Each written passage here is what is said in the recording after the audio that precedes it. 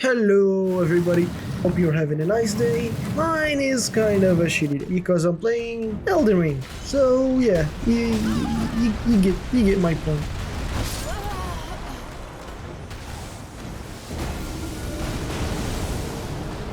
You kinda notice a pattern whenever you play these kind of games. The game is From Software. For those of you who aren't familiar with From Software Studio, they are the developers behind the Souls series. From Software was founded on 1986 and they never got people attention until 2009. That's back on those days where they released Demon Souls. Exactly on the 5th of February.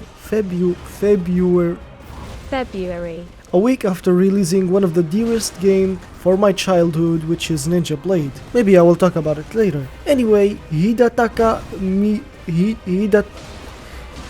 Miyazaki.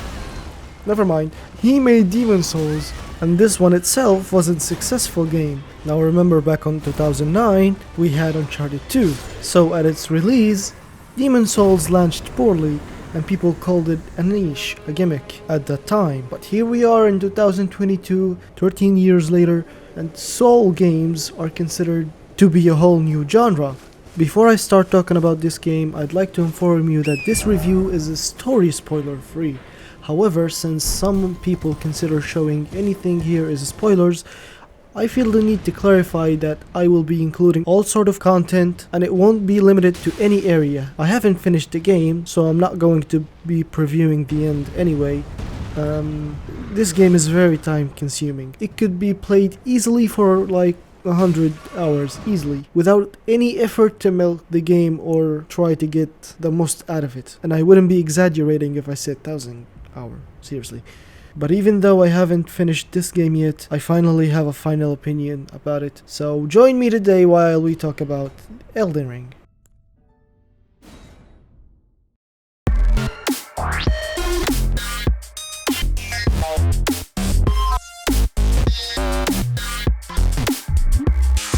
When I found out that George Raymond Richard Martin,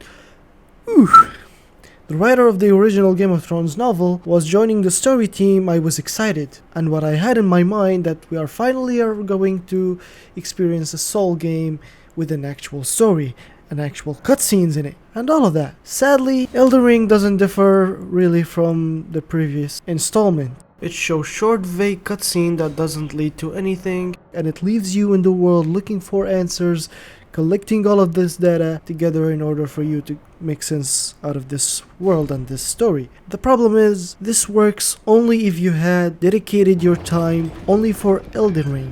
I am a busy person. I tend to forget stuff that I read and experience. There are specific variables that need to exist in order for me to remember the story on the long term.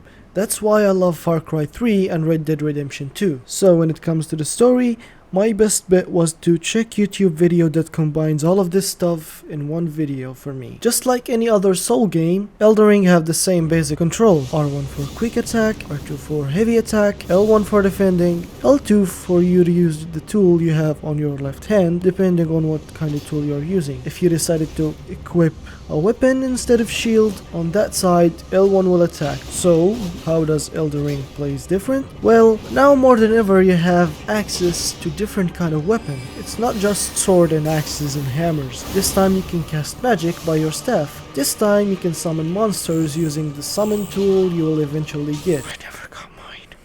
I got distracted.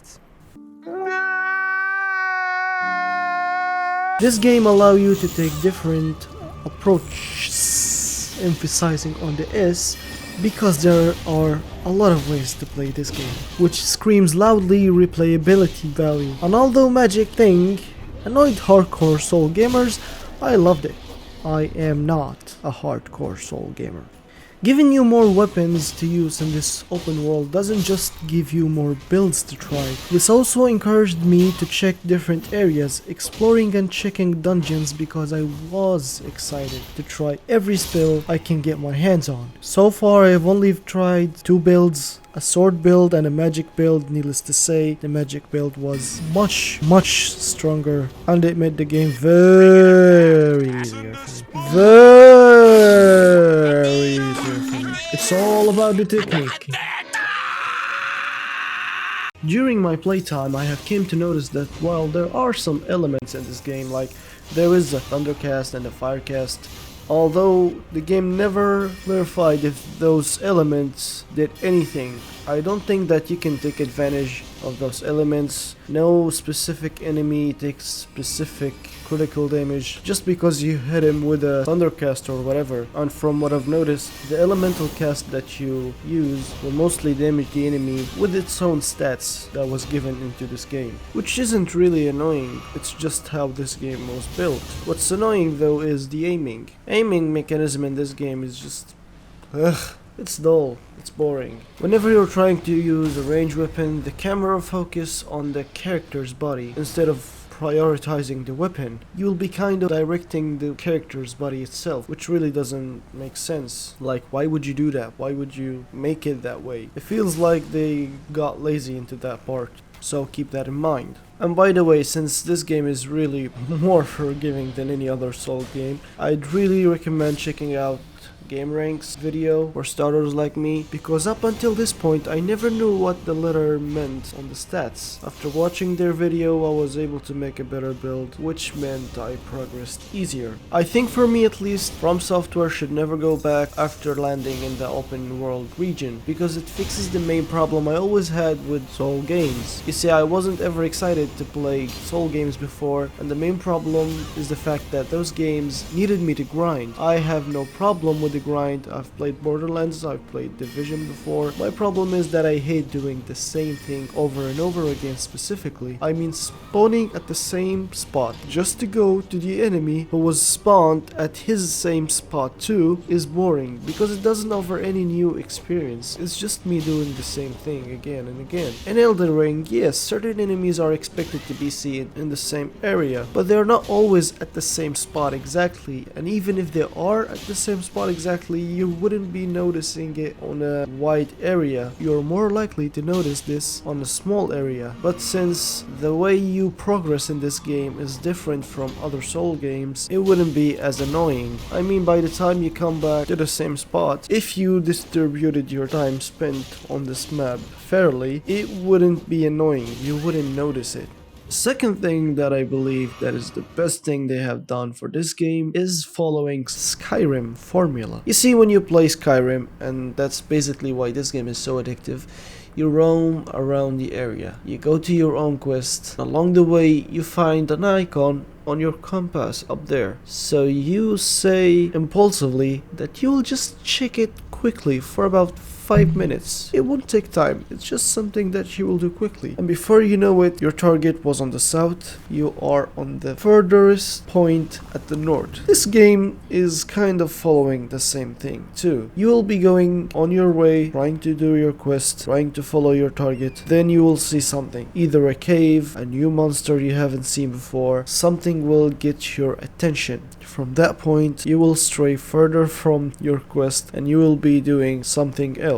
But there's a catch here, and this is really game breaking for me at least. In this game there is no log, there is nothing for you to keep up with your quests, so do whatever it is that you like as long as it helps you track quests in this game. What happened to me at least is that I went to play a quest and someone asked me to bring item to them. I went there to get the item, but then I got distracted doing something else, and by the time I got the item, I forgot what I wanted to do with, and when I remembered, I also forgot where is this person that asked me to do this thing. Fortunately, you can leave a mark on your map that tells you that this place is important, which you will be definitely using it, by the way, because Elden Ring basically asks you to visit places more than one time, because according to someone online, some events require their own conditions, like an item, or maybe visit in the morning rather than visiting it at night. When I started this game, a lot of people said that this game is easy, which I couldn't get because I couldn't make progress. I was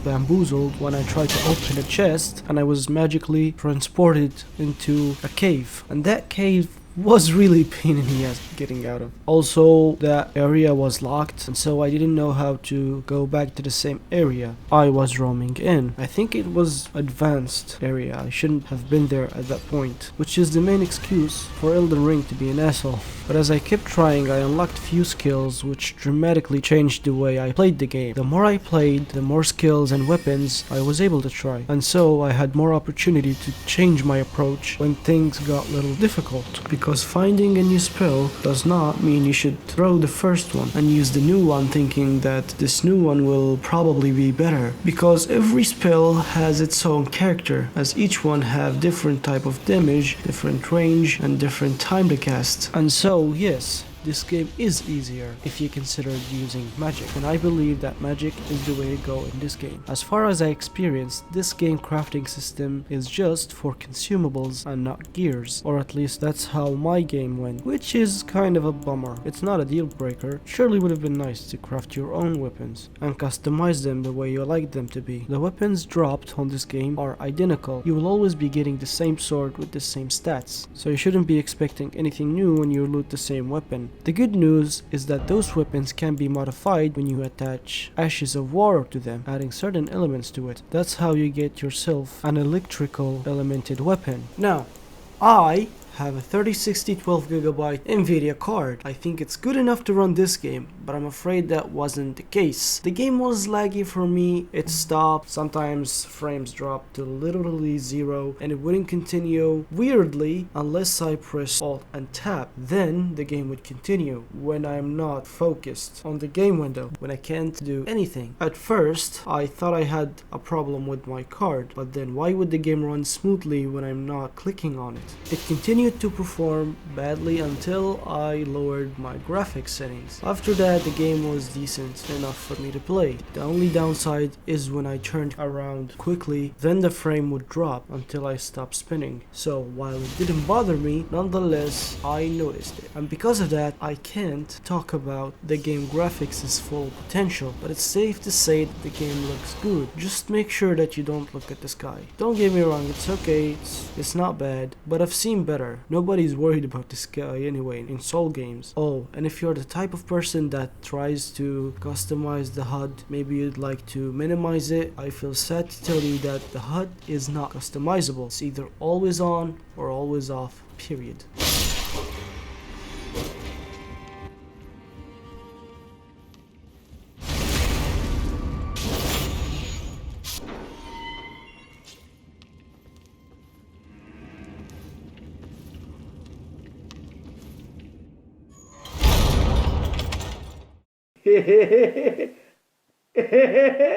And don't even bother trying to play this game with mouse and keyboard. Believe me, I've tried and I failed. You see, when I said this game tells you nothing, I meant nothing, not even the control. And even when I checked the control and tried to use them, then it started feeling like a chore. And it is badly distributed, so you're better off using a controller. Now it's time to ask the question, do I recommend this game? Ironically, Soul fans are less likely to play this game, and casual gamers are more likely to love this game. Elden Ring is forgiving, unlike its predecessor. Look, Elden Ring isn't about a challenge, it's actually about exploring, and there's a lot of stuff to do. That's why Skyrim fans and Breath of the Wild fans love this game. That's why they call it the Skyrim of Soul games, or Breath of the Wild of Soul games. To some degree, it's true. It's like a Skyrim in a sense that there's always something new to do, but sadly, there is no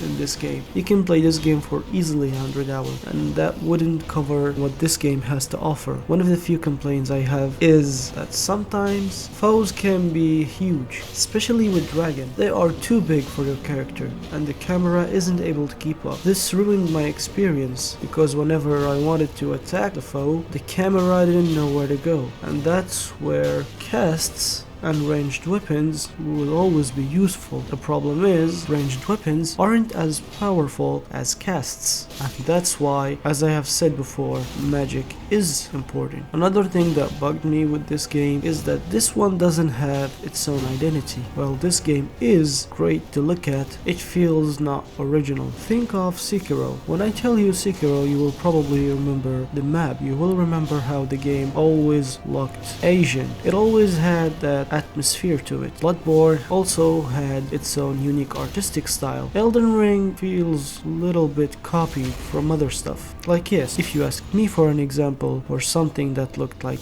Elden Ring, I wouldn't be able to answer that question. But at the same time, if you asked me how does Elden Ring look, what do I remember when someone says Elden Ring, I would just say green landscapes, castle.